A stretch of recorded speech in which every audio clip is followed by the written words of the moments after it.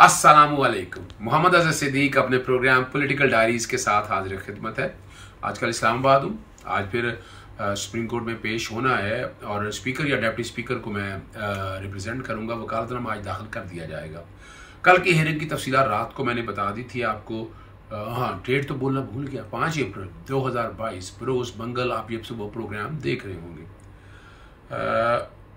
बहुत सी इश्यूज़ हैं, आज मैं आपसे डिस्कस कर लूँ। मैं स्पेसिस पे ये गुफ्तगू करता रहा हूँ आपको। जो आर्गूमेंट सारा नेटशेल था ना, वो स्पीकर का इख्तियार है। आइन के आर्टिकल 69 की इंटरप्रटेशन है। मोहम्मद अज़हर सिद्दीक यूसुफ गिलानी वाला केस भी डिस्कस हुआ। और लेकिन जुमे वाले दिन जब मैं इस्लामाबाद से वापस जा रहा था लाहौर, तो 10 बजे के करीब एक 92 पे मेरा इंटरव्यू था, उसमें गुफ्तगू करनी थी मैंने। और ये जो पॉइंट्स मैंने सारे कहे थे, जो कि पॉइंट पब्लिक हुए हैं मेरे, और स्पीकर ये इख्तियार इस्तेमाल कर सकता है। और वहाँ जो एंकर थे उन्हें भी अजीब सा लगा, मैंने पता नहीं कौन से आर्गूमेंट दे रहा हूँ। लेकिन जब आर्गूमेंट दिए और उसके बाद मैंने हमारे एक दोस्त हैं, वो मेरे उस्ताद बनने की कोशिश कर रहे थे, तो मैंने कहा कौन से उस्ताद मेरे, आप नालायक उस्ताद थोड़ा होते हैं। और उस आर्गूमेंट को रिवर्ट किया। और कल आपने आर्गूमेंट सारे उन लाइन्स पे देखिएगा, जरा वो देखिएगा मैंने क्या कहा है। बहुत शुक्रिया जी। बहुत से कानूनी, एक नहीं बहुत से कानूनी ऑप्शन मौजूद हैं। सबसे पहले मैं आपको कानूनी ऑप्शन ये दे देता हूं, और ये बड़ा वैलिड आर्गूमेंट है। इसी वजह से आज असेंबली के अंदर वजीर आजम और सारे लोग मौजूद होंगे, और उसको मैं सिंपल सी रीजन बताता हूं। आर्टिकल 58(2)(b) था, जिसके तहत था कि असेंबलियां डिसॉल्व की जा सकती हैं। 2 असेंबलियां डिसॉल्व हुई, मोहतरमा बेनजीर भुट्टो की, भुट्टो साहिबा की, और नवाज शरीफ की, दोनों चैलेंज हुई।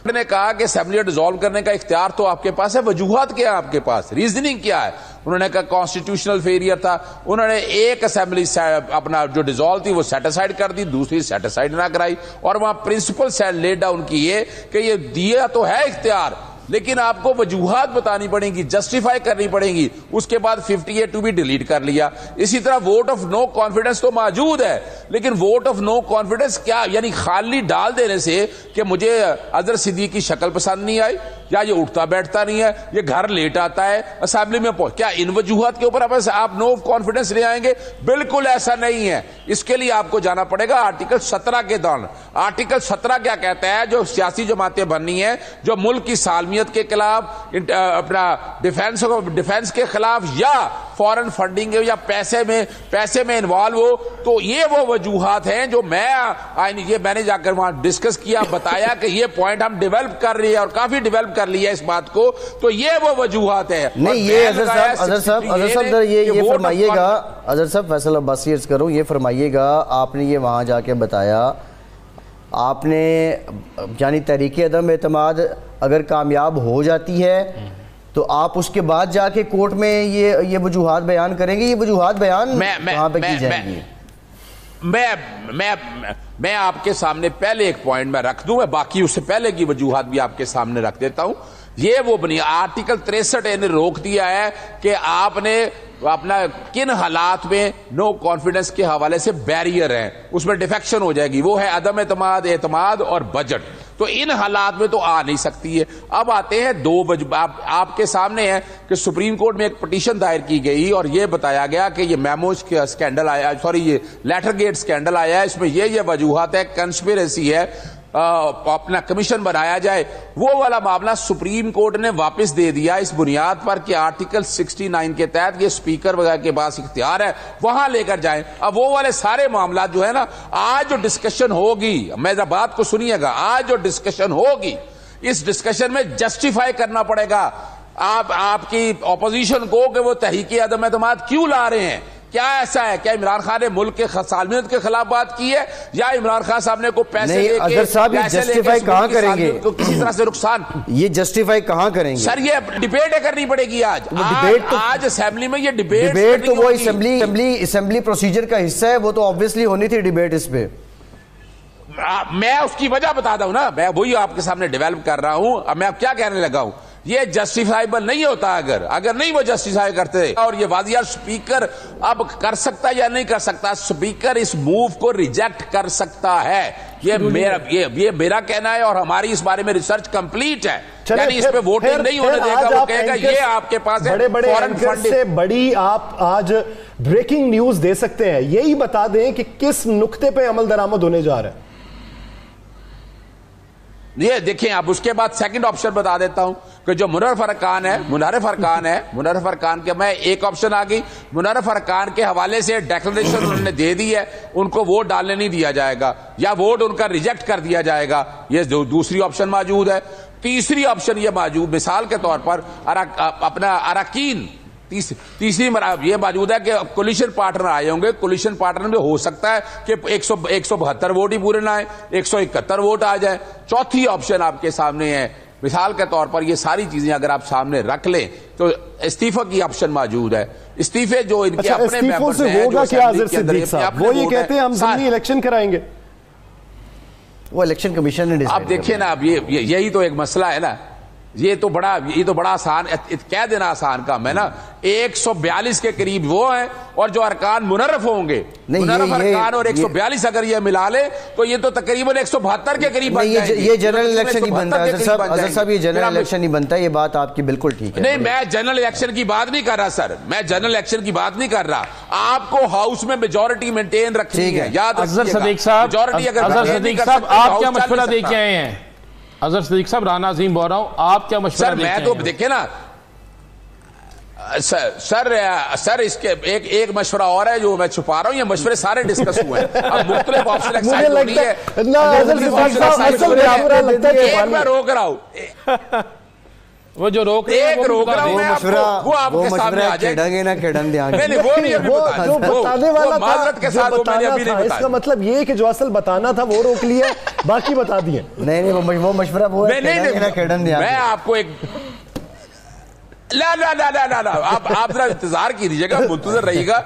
ये जो मैंने पहली ऑप्शन आपके सामने बताई है ना, पहली ऑप्शन में याद रखिएगा, अगर खुदा ना खास्ता ये नो कॉन्फिडेंस कामयाबी हो जाती है, आपने ये कोर्टों में चैलेंज होगी। आपने आइन का आर्टिकल कौन सा रेफर किया है? 17 आर्टिकल 17। ओके 17। अच्छा, इसी तरह मैंने दूसरी जगह पर इसी में अपना पॉइंट ऑफ व्यू दिया, जरा वो देख लीजिए। देखें, आइन और कानून समझना इतना आसान काम नहीं है। लाजमी नहीं है कि उस्ताद इतना लायक हो, नालायक उस्ताद भी बहुत इंसान के लिए मसाइल पैदा करते हैं, बड़ा मुश्किल है। वरना तो आजकल कॉन्स्टिट्यूशनल लॉयर्स में यकीनन बहुत से वकीलों का नाम होता। मेरे उस्ताद ने सीखा था व्हाट आई से इज लॉ, और उनका नाम है एम अनवर शौकत। आपके रूल्स में प्रोवाइड है कि बहस होनी है, बहस नहीं हुई है। अब ये हर एक का अपना नुक्ता नजर हो सकता है, ये कहे कि मैं कुछ ज्यादा बेहतर जानता हूं, ये दुख और अफसोस का मकाम है। बड़ी सीधी सी बात है कि असेंबली के रूल्स में लिखा हुआ है कि बाकायदा बहस होनी है, अभी बहस होनी है। अब ये कहें कि बैठकर कानून, दूसरी बात देखिए, आपने फैसला गलत लिया, यानी आप ये कह रहे हैं कि वो जो उस्ताद होने के दावेदार हैं वो उस्ताद है ही नहीं? जी बिल्कुल नहीं है, जी बिल्कुल नहीं है। कैटेगरी ऑन कैमरा कह रहा हूं मैं, अगर उनका एसोसिएट रहा हूं तो ये अच्छा नहीं लगता। मेरे उस्ताद का नाम अनवर शौकत है, और उन जैसा उस्ताद मैंने पाकिस्तान में नहीं देखा है। आप जिसको छोड़े, मैं अब आपकी बातों की तरफ आता हूं। बड़ा सिंपल सा याद रखिएगा कि जब कानून एक चीज फराहम करता है ना, इख्तियार देता है ना, इख्तियार इस्तेमाल करना या नहीं करना, अगर वो इख्तियार इस्तेमाल कर ले, अगर वो गलत है तो अदालतें पड़ी हुई हैं। देखिए ना, इख्तियार इस्तेमाल करने से तो रोक नहीं सकता ना, वो गलत किया है या सही किया है। बात बड़ी सीधी सी है कि इस वक्त आर्टिकल 5 की बात हो रही है, नहीं पढ़ते तो पढ़ लेना चाहिए आपको। Loyalty to the constitution inviolable obligation है। क्या एक स्पीकर जो बैठा है असेंबली के ऊपर, जिसपे ये हालात और वाकया सामने आ रहे हैं, आंखें बंद करके देखता रहेगा? नहीं देखेगा। वो बैठ के उसके पास इख्तियार आता है रूलिंग देने के, रूलिंग वो देगा, रूलिंग को जाकर जो मर्जी आप चैलेंज करें। तरीकाकार बड़ा वाज़ेह है। अब ये छोड़ दे इस बात को, इख्तियार करना है। हम अदालतों में रोजाना जाते हैं, सिविल कोर्टों में इख्तियार नहीं होता, अदालत फैसले करती है, उसके बाद अगली अदालत में जाता है, उसके बाद अगली अदालत में जाता है। ये तो इंटरप्रिटेशन है हर एक की अपनी। हमें आइन और कानून के मुताबिक बात बड़ी सीधी। और अब आप देख नहीं रहे क्या हो रहा है पाकिस्तान के अंदर। मैंने आपके सामने एक सवाल रखा है, और सवाल बड़ा सीधा सा है। क्या ऐसे हालात और वाकयात आ गए हैं कि वज़ीर आज़म इमरान खान के खिलाफ तहरीक अदम एतमाद लाई जा रही है, और उसकी मैं वजह बता देता हूं आपको। एजेंडा क्या है, एजेंडा सुन लीजिएगा। करना क्या है, इन्होंने आकर फौरी तौर पर ट्रांसफर पोस्टिंग करनी है, फंड देने हैं, और उसके बाद दूसरा काम करना है, इन्होंने अपना नैब को टूथलेस करना है। तीसरा काम इन्होंने करना है कि मेंबर इलेक्शन कमीशन जो है ना 2 वो तैनात करने हैं। चौथा काम इन्होंने ये करना है, ओवरसीज को जो वोटिंग जानी है इमरान खान के, ये सारी सियासी जमातें इस वक्त इमरान खान के लिए हवा बन गई हुई हैं। वो चाह रहे हैं कि इमरान खान जो एक आइडिया लेके आए, जो आगे चलना चाह रहा है, ओवरसीज पे पाबंदी लगानी है कि वहां पर उनकी वोटिंग का स्टैंड। और चौथी अगली बात बता दूं कि ये सारी सियासी जमात इकट्ठे होके ना आइंदा से, जैसे आपने रहमान मलिक के दौर में देखा कि ISI को वो ले गए दाखिला के अंडर, ये हो जाना है। अगली बात मेरे से सुन लीजिएगा, अगला काम इन्होंने करना है कि केयर टेकर सेटअप अपनी मर्जी का लेके आना है। ये है एजेंडा 6। और अब आइएगा कि परसों 92 में ही मैंने जो गुफ्तगू की, जरा वो देखिएगा, जो एक्सप्लेनेशन मैंने सारी दी वो, और इसी तरह एक्सप्रेस में इमरान के साथ जो मैंने तफसीली बात पॉइंट लिए।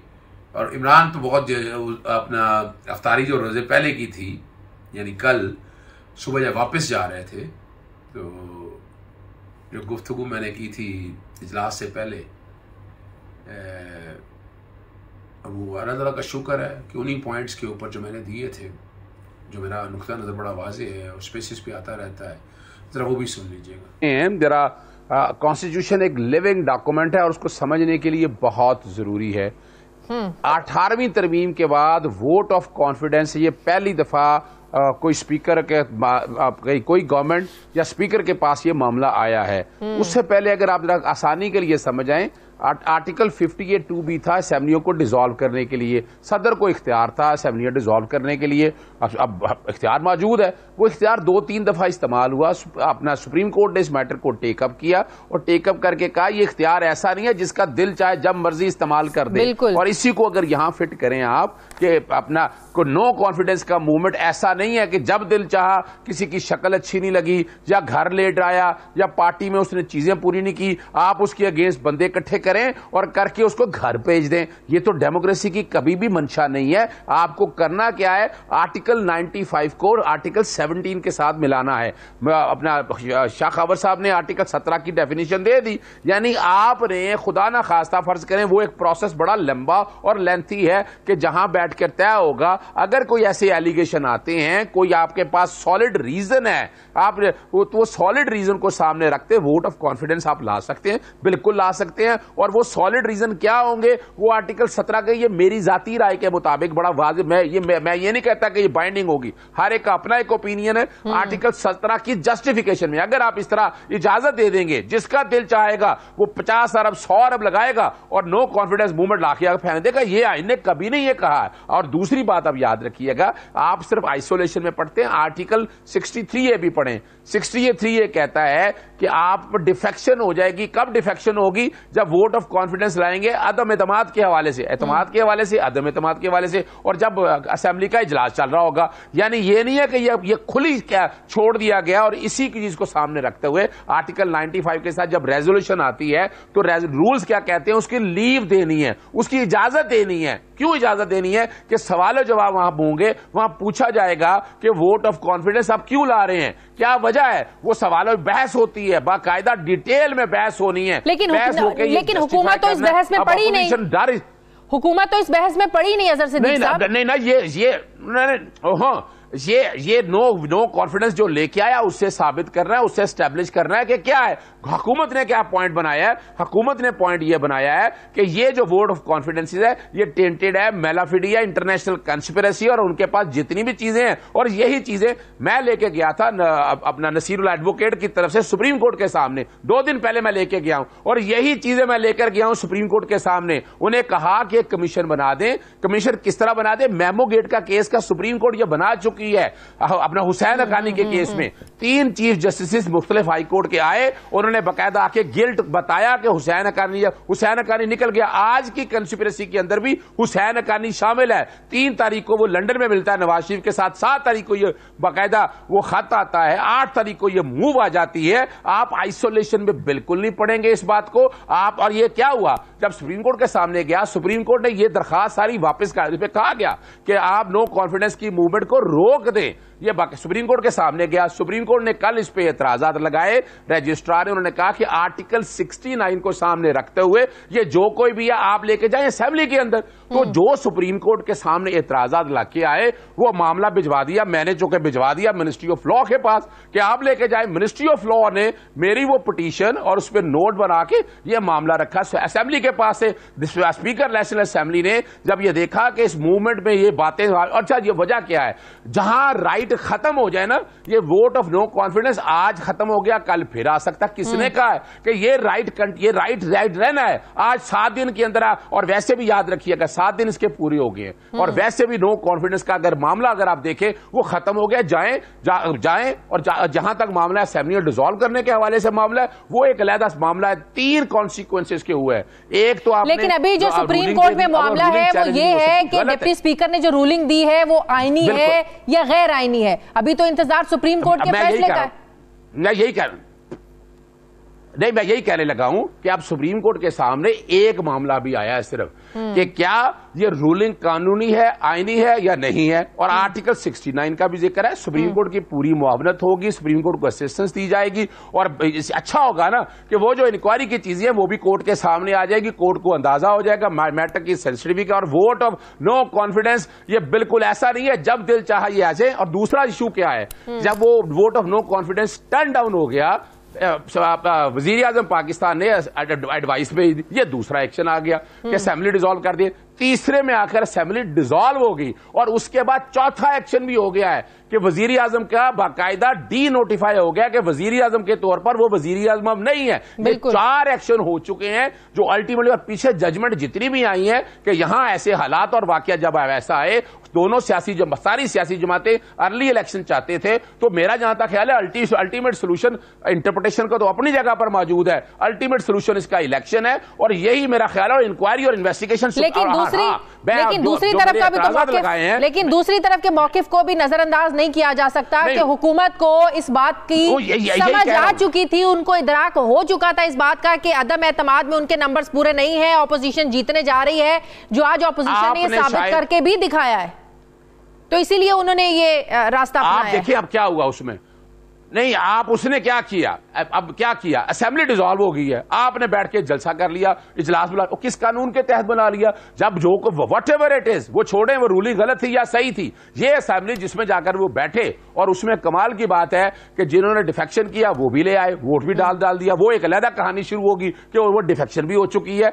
आपका ये कहते हैं ना कि कोई कॉन्स्टिट्यूशनल क्राइसिस नहीं है। और जो ये कहते हैं कि जनाब ये ट्रीज ये आर्टिकल 6 का केस है, कौन सा यहां पर आर्टिकल सबवर्ट हुआ है, कौन सा एब्रोगेट हुआ है, किस डिक्टेटर ने आके आइन में तरामीम की है। ये सीधा यानी वही वाला मामला है कि स्पीकर ने इजलास बुलाना था 14 दिन के अंदर, 14 दिन में नहीं बुलाया। इन सब ने कहा आर्टिकल 6 का इतलाक होना है। और भाई आर्टिकल 6 का इतलाक कहां होना है? Don't make fun of. सवाल है सुप्रीम कोर्ट को इस मामले में आना नहीं चाहिए था और उसकी वजह है कि मैंने जब पिटीशन दायर की सुप्रीम कोर्ट के सामने मैं लेके गया, सुप्रीम कोर्ट ने कहा कि ये आर्टिकल 69 के तहत ये स्पीकर का इस्तेहकाक है, स्पीकर ने, और स्पीकर ने फैसला कर दिया है। लेकिन एक सवाल की मैं इंटरप्रिटेशन यहां जरूर चाहूंगा कि क्या मादर पितर आजादी है कि जिसको मर्जी चाहे जब मर्जी उठाकर असेंबली से बाहर कर दे, 10-15 बंदे आए, पैसे लगाए और ये तो मजाक शुरू हो जाएगा। यानी एक इतना आप अंदाजा लगाए कि पूरी की पूरी गवर्नमेंट टॉपल कर दिया जाए। लेकिन डिप्टी स्पीकर के इख्तियारात भी क्या इतने लामहदूद हैं कि कल को वो उठकर कह दे मैं इसको अपोजिशन लीडर नहीं मानता, इसको भी निकाल दिया जाए, उसको भी निकाल दिया जाए, उसको भी निकाल दिया जाए। नहीं मैं आपको सिंपल सी बात है बता दूं आपको।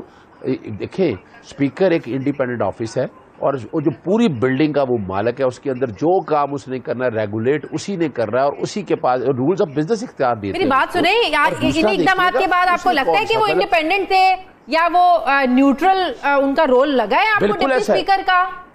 देखिए देखिए मैं अर्ज करूं, मुझे कौन बता रहा है, अभी आप जुबैर साहब बता रहे थे, अयाज सादिक का रोल कभी उठाकर देख ले, इनके स्पीकर जितने लगाए, फबीदा मिर्जा का जो केस ये जो जिक्र कर रहे हैं ना, खास तौर पर मोहम्मद यूसुफ रज़ा गिलानी का, वो मेरा केस है। मैं लेके गया था कि डिसक्वालिफिकेशन में मेरी सजा होगी यूसुफ रज़ा गिलानी को तौहीन अदालत में, आर्टिकल बड़ा क्लियर है कि वो बंदा डिसक्वालीफाई हो जाएगा। मैं लेके गया स्पीकर के पास, वो सीधा सीधा क्लियर कट केस था कि वो डिसक्वालीफाई है, और आइन ने कहा है कि वो स्पीकर ने इख्तियार, स्पीकर ने करना है उसका, इसकी प्रोसीडिंग का कुछ नहीं। क्या किया स्पीकर ने? स्पीकर अगर इतनी इंडिपेंडेंट थी उस वक्त, अगर आज बातें कर रहे हैं ये, तो क्या किया स्पीकर ने? वो रेफरेंस रिजेक्ट कर दिया, रिजेक्ट कर दिया। फिर मैं मामला ले गया सुप्रीम कोर्ट के सामने, सुप्रीम कोर्ट ने उस मैटर को टेकअप किया, और सुप्रीम कोर्ट ने ये प्रिंसिपल तय किए, वो वाले प्रिंसिपल और आर्टिकल 69 के प्रिंसिपल में जमीन आसमान का फर्क है। और हमें देखें, वजह माजी के ऐसे रवैयों को देखकर आज के इस रवैये को जस्टिफाई भी नहीं किया जा सकता, क्योंकि माजी के फहमीदा मिर्जा ने ऐसा किया, क्योंकि अयाज सादिक साहब न्यूट्रल नहीं रहे, तो आज भी न्यूट्रल ना रहे तो इट डजंट मैटर। ना, मैं ये बात बिल्कुल नहीं करता। मैं एक तारीख लिखी जाएगी एक, तो याद रखिएगा यूसुफ इनका जो है ना, कासिम साहब का नाम तारीख में इसलिए लिखा जाएगा कि पाकिस्तान के खिलाफ साजिश हो रही थी, उस साजिश को हडल कौन बना? ये इंसान बना। आप माने या ना माने, कौन सी इसमें बदनीति है? एक आदमी को पता है एविडेंस इतनी है, सारा कुछ रिकॉर्ड पे, एक एक चीज जितने भी आया, किसी फोरम पे आके डिक्लेरेशन नहीं, छोड़ दे उस बात को, लेकिन उसने एक लॉयल्टी शो की, उसने आर्टिकल 5 को पढ़ा। चौधरी साहब ने ये बोलना और उस पर मैंने ये लिख के लेके जाना और मैंने फौरन ये पढ़ना है। मैं एक चीज ऐड करना। अच्छा, मैं बड़ा सिंपल सा जवाब दूं। आप मेरे सामने केस लाते हैं, इतनी अंग्रेजी तो मैं जानता हूं ना जी, इतनी आप इतना तो मुझे छोड़ दे इस बात को। मैंने कौन सा कोई 50 सफ़ा का ऑर्डर लिख रहा है? कितने सफ़े का ऑर्डर है? हार्डली मेरा 7 या 8 लाइनों का ऑर्डर है। उस ऑर्डर को सुना दिया, सुना के जज साहब इसी तरह करते हैं, ऑर्डर सुनाते हैं, वो ऑर्डर बाद में लिख दिया जाता है। अजहर सिद्दीक साहब कानूनदान है, और आज जब सुबह सहरी पे मेरी इनसे एक मुलाकात हुई तो इन्होंने कुछ बड़ी अजीब अजीब बातें की मेरे साथ। मैं हैरान होकर सुनता रहा। मैंने कहा ये क्या बातें कर रहे हैं मेरे साथ? तो इन्होंने कहा आपको नहीं पता कि स्पीकर की पावर्स क्या होती है। सुबह इन्होंने मुझे ये भी कहा कि स्पीकर अगर चाहे तो वो चीज़ों को टर्न कर सकता। आर्टिकल 5 का कोई हवाला दे रहे थे सुबह सुबह, कुछ और आर्टिकल्स के बारे में कह रहे थे, तो मैं समझा शायद नींद में है और ऐसी बातें कर रहे हैं। लेकिन मुझे भी कल आपको कल आप भी मुझे कह रहे थे कि मेरा इंटरव्यू रिकॉर्ड कर लो। मैं ये नहीं बताऊंगा कैसे, लेकिन मंडे को इमरान खान तो वज़ीर आज़म होगा, कोई और होना हो। अजहर सिद्दीक साहब, अब एक सुप्रीम कोर्ट ऑफ पाकिस्तान में नोटिस हो गया है मामला, कल तक के लिए इसकी अब हेयरिंग है, और फरीकैन जो है वो अब आ जाएंगे सारे अदालत के अंदर। पहले तो कुछ लोग ये कह रहे थे कि अदालत एकदम एक ऑर्डर जारी कर देगी जिसमें यह हुक्म हो सकता है कि सारी चीजें वहीं से शुरू हो जाएंगी जहां से कासिम सूरी साहब ने आइन की खिलाफ वर्जी की बकौल कुछ लोगों के। अब ये जो तासुर बन रहा था वो तो नहीं हुआ, मामला तो पड़ गया कल पे, और कल क्या होगा, इसका क्या मंजरनामा बनेगा, वो आप बता दें। बहुत शुक्रिया इमरान साहब। एक सवाल और साथ पहले जी, 1 मिनट कुछ जानना चाहते हैं। अजहर भाई, एक सवाल और पूछ लूं, क्योंकि आप माहिर कानून है, मैं तो जाहिल सा आदमी हूं। मैं सिर्फ आपसे ये पूछना चाहता हूं कि क्या सुप्रीम कोर्ट ये सुन भी सकती है केस कि नहीं? कानूनी जवाब दे दें इसका, बिकॉज उनके कोई रूलिंग्स हैं। जी। और अभी थोड़े दिन पहले या एक आध दिन पहले भी था, ये रज़ा रब्बानी साहब भी फरमा रहे थे कि जो वो अपने दौर में फरमा रहे थे। तो मैं बस कानूनी जरा पेचीदगियां जरा आप बता दें। 69 नहीं जी नहीं, अपने जैसा मैं बिल्कुल जवाब देता हूं। इमरान भाई के साथ आज लाइव ट्रांसमिशन में मौजूद थे, वहां कुछ हमारे दोस्त कानूनदान बैठे हुए थे, कुछ सीनियर जर्नलिस्ट भी बैठे थे, और उनका यही कहना था आज हो जाएगा, आज ख़त्म हो जाएगा। मैंने कहा ऐसा नहीं है। बुनियादी तौर पर अदालत अगर मामले को टेकअप करेगी, अदालत नोटिस देगी, अदालत इस पर दलाइल सुनेगी और इसको फाइनलिटी की तरफ लेकर जाएगी और इसका फैसला करेगी। आपने जो जैरी साहब ने जो बात किया वो मैं बता देता हूँ। 2 दिन पहले एक पिटीशन बिल्कुल इस कॉन्टेक्स्ट में जो मामला स्पीकर के पास गया, नईमुल हसन एडवोकेट के सुप्रीम कोर्ट में दायर की गई, और वो यही था कि इस सारे स्कैंडल की, ये जो पैसे दे के वोट खरीदे गए हैं, ये जो लोग मिले हैं, तमाम एविडेंस इस हवाले से अवेलेबल है, इंटरव्यू अवेलेबल हैं बाकायदा, ख्वाजा आसिफ का, शहबाज शरीफ का, एक एक चीज़ उनमें मैं जाना नहीं चाहता। ये सारा कुछ मैंने रिकॉर्ड पे लगाया है, ये सुप्रीम कोर्ट के सामने मैं लेकर गया। सुप्रीम कोर्ट में मैंने पिटीशन दायर की, मैमो स्कैंडल का हवाला दिया। आपको याद है मैमो स्कैंडल का मेन जो किरदार था वो हुसैन हकानी था। ये सारी चीज़ें कोर्ट के सामने रखी और मेमो में उस वक्त कहा, और बाकायदा जो है वो उसकी इंक्वायरी हुई, 3 चीफ जस्टिस को हाई कोर्ट के बैठे और कसूरवार ठहराए गए हुसैन, वो निकल के बाहर, वो अलग बात है। और 3 जनवरी 2022 को यही हुसैन हक्कानी जिनके खिलाफ नवाज शरीफ बाकायदा काला कोट पहन के गया था, वो उनके बने फैसिलिटेटर, वो बने उनके लॉबियस्ट। और 7 तारीख को ये खाता है, ये मैं कोर्ट के सामने ये मामला रखा कि इसकी बाकायदा इंक्वायरी इन्वेस्टिगेशन कराई जाए, एक हाई पावर्ड कमेटी बनाई जाए, कमीशन बनाया जाए और डिटेल में, और जब तक ये फैसला नहीं होता जो आज होना था तहरीके अदम एतमाद के हवाले से, उस पर अमलदावे रोका जाए। सुप्रीम कोर्ट ने वो मैटर के ऊपर एतराज लगाए, उसमें से एक एतराज ये था जो ज़ैदी साहब पूछ रहे हैं कि आइन के आर्टिकल 69 के तहत सुप्रीम कोर्ट के पास या आला अदालतों के पास ये इख्तियार मौजूद नहीं है, ये उसी के पास लेकर जाएं। इस पर लेटेस्ट जजमेंट आपको पता है यूसुफ रज़ाक गिलानी की भी आ गई है, और कुछ लोग इसको गलत इंटरप्रेट करते हैं कि यूसुफ रज़ाक गिलानी मेरा केस है, और वो केस बड़ा सीधा था कि तौहीन अदालत में सजा हो गई थी, जब सजा हो जाए तो बंदा क्वालिफाई नहीं कर सकता। आर्टिकल 63(2) के साथ मैंने बाकायदा रेफरेंस फाइल किया, फहमीदा मिर्जा उस वक्त तक स्पीकर नेशनल असेंबली थी, उन्होंने उसको पकड़ के रद्द कर दिया और कहा कि मैं कुछ नहीं कर सकती, हालांकि वो पोस्ट ऑफिस नहीं है। इसी तरह यहां भी स्पीकर पोस्ट ऑफिस नहीं है। मैं जो बात समझाना चाह रहा हूं आप लोग, और लोग ये समझने के लिए शायद तैयार नहीं है, वो ज़हनी तौर पर बैठे हैं कि ये पोस्ट ऑफिस है। ये पोस्ट ऑफिस नहीं है, ये खाली प्रिजाइडिंग ऑफिसर नहीं है। जो रेजोल्यूशन आनी है, रेजोल्यूशन पे उसने माइंड इस्तेमाल करना है, उसको इख्तियार दिया गया है। और रेजोल्यूशन पे जब देखे ना, जब ये रेजोल्यूशन आनी, इस पर डिबेट क्यों होनी है? अच्छा, डिबेट होने की इमरान साहब एक मेन वजह है, वो भी समझ लीजिएगा। आपको पता है कि आइन में 58(2) भी थी कि असेंबलियां डिसॉल्व कर दें। 2 असेंबलियां डिसॉल्व हुई और चैलेंज हुआ कोर्टों में, कोर्टों ने कहा ये कैसे आप डिसॉल्व कर सकती है, रीजनिंग लेके आए। और यहाँ क्या है कि वोट ऑफ नो कॉन्फिडेंस। अच्छा जी, इमरान साहब की शक्ल पसंद नहीं है या इमरान साहब ने हमारे लिए काम नहीं किया, असेंबलियां डिसॉल्व कर दो। ये किसने कहा? आर्टिकल 17 के साथ मिलाकर पढ़ें। अगर असेंबलियां डिसॉल्व करनी है या पार्टी डिसॉल्व करनी है, क्या है? जब मुल्क की सालमियत के खिलाफ करें या कोई पैसा लेके आपके मुल्क में कोई कंस्पिरेसी हैच करें, तो यहाँ कंस्पिरेसी हैच तो गवर्नमेंट के अगेंस्ट हो रही है। एक सवाल और है अदर भाई, एक सवाल और है। देखिए, एक दरखास्त तो आप लोगों की मौजूद है ना, एक दरखास्त तो पहले से मौजूद है जिसमें आप लोग कह रहे थे कि इसके ऊपर वोटिंग रोकी जाए। सुप्रीम कोर्ट ने उसको इसलिए नहीं सुना कि सुप्रीम कोर्ट को लगता है कि 69 के तहत उनके पास ये इख्तियार नहीं है कि पार्लियामेंट की प्रोसीडिंग के अंदर वो मुदाखलत कर सकें या स्पीकर की जो रूलिंग है या वहां पे जो प्रोसीडिंग है उसको वो छेड़ सकें। अब अगर सुप्रीम कोर्ट इसको सुनती है तो फिर आपकी वो एप्लीकेशन भी तो वैलिड हो जाती है, फिर वो साथ मिलाकर नहीं सुनी जाएगी कि जनाब अगर ये सुननी है तो वो भी सुने। बिल्कुल उसकी अपील तैयार कर ली है। वो जो एतराज़ात लगाए हैं, सुबह मैं इस्लामाबाद सुप्रीम कोर्ट में मौजूद होऊंगा, मैं वो अपील दायर करूंगा, मैं कोर्ट के सामने पेश होऊंगा और कहूंगा इसके सारे तो मेन तो ये चीज़ है कि इसका फैसला करना है। मैं आपके सामने जो पॉइंट है वो ख़त्म कर दूँ, वो पॉइंट रह जाएगा। बहुत ज़रूरी है कि यहाँ वोट ऑफ कॉन्फिडेंस के लिए आपको रीजनिंग देखनी है। क्या रीज़न है? क्या सिर्फ यही बातों है? और उसके लिए क्या होगा कि स्पीकर नेशनल असेंबली के सामने आप अपना पॉइंट ऑफ व्यू पेश करेंगे, तकरीर करेंगे, आप बताएंगे ये रीजन है कि जनाब इन्होंने मुल्क की सालमियत के खिलाफ बात की है। क्या कहेंगे वहां तो इमरान खान साहब इन सब ने ये कहना था, उल्टा ये मुल्क की सालमियत के खिलाफ एक सिलेक्टेड गवर्नमेंट के अगेंस्ट ये लेकर आए हुए हैं, इलेक्टेड गवर्नमेंट के अगेंस्ट ये मामला लेकर आए हुए हैं। इस पर बैठ और कमाल की बात है, इनमें से कोई बहस करने के लिए तैयार नहीं था। अगर इनको वोटिंग नहीं पड़ी हुई थी, भाई आपने रूल्स वायलेट किए हैं, और रूल्स जब वायलेट करेंगे तो स्पीकर के पास इख्तियार मौजूद है। स्पीकर ने एक बहुत जबरदस्त इख्तियार इस्तेमाल किया, वो आइन का आर्टिकल 105 है। और वही मेरी आपसे ये सारी मेरी आपसे तफसीली बात हुई थी सहरी के टाइम, और आपको मैंने रीजनिंग के साथ ये बताया था कि आर्टिकल 5 ना छोड़ दें, लॉयल्टी टू द स्टेट है। एक स्पीकर जो है जिसके सामने एक मुंतखब वज़ीर आज़म को बाहर फेंका जा रहा है, वो चुप करके बैठा रहेगा? वो देखेगा कि ये कंस्पिरेसी हैच हो रही है, पैसे लेके वोट बेचे खरीदे जा रहे हैं, मैं ऐसी अदम एतमाद पास कर दूं, वो कैसे कर जाएगा? ही इज अंडर ओथ, उसका अपना एक ओथ है कि उसने उस ओथ नहीं। लेकिन यहाँ एक सवाल और पैदा हो जाएगा ना कि आइंदा कोई भी स्पीकर तो नॉर्मली उसी गवर्नमेंट का होता है, जिसकी गवर्नमेंट होती है उसी का स्पीकर होता है, उसी पार्टी का। तो आइंदा कोई भी स्पीकर जो है वो इसी को बुनियाद बना के कि मुझे लगता है जी ये ठीक नहीं हो रहा, तो तरीके तो एतमाद को उठा के बाहर फेंक दिया करेगा आइंदा भी।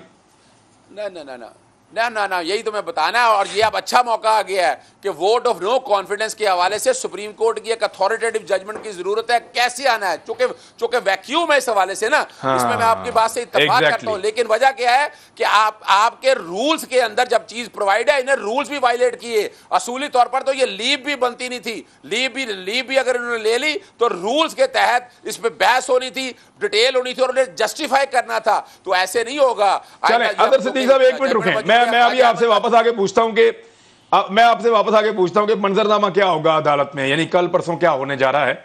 आप जरा रुके 1 मिनट। अली जैदी साहब, गवर्नर पंजाब आपने तब्दील कर दिया और खैबर पख्तूनख्वा के हवाले से भी खबरें हैं, क्या आप अब बाकी सूबों में भी हुकूमतें खत्म करेंगे और पूरा पाकिस्तान इलेक्शन की तरफ जाएगा? क्या करना क्या है? एक्चुअली अभी कोई नाम भी आ रहे हैं 3 निगरान वज़ीर आज़म के। क्या 3 नाम है? एक तो वो रिटायर्ड जस्टिस अजमत साहब हैं और एक जनरल हारून साहब हैं गालिबन, और तीसरा पता नहीं होता जी। मैं तो पता है नीचे का वजीर हूँ, मुझे तो चीजें पता नहीं होती। नहीं, आपको पता होगा चीजें। एक मोहम्मद जी, आप ये सारे आर्गुमेंट मैंने आपके सामने ले डाउन इसलिए किए ताकि आपको समझे। आपको पता है लाहौर के एक होटल में एमपीए की पाकिस्तान मुस्लिम लीग नून की खरीदो फरोख्त जारी है।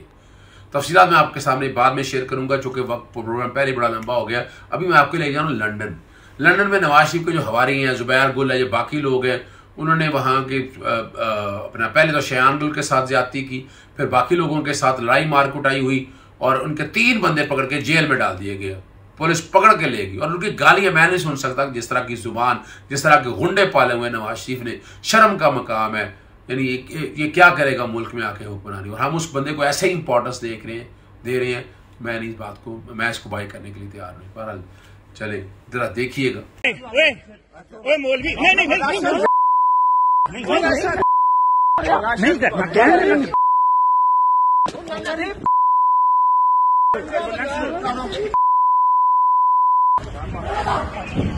नहीं करना पीछे ही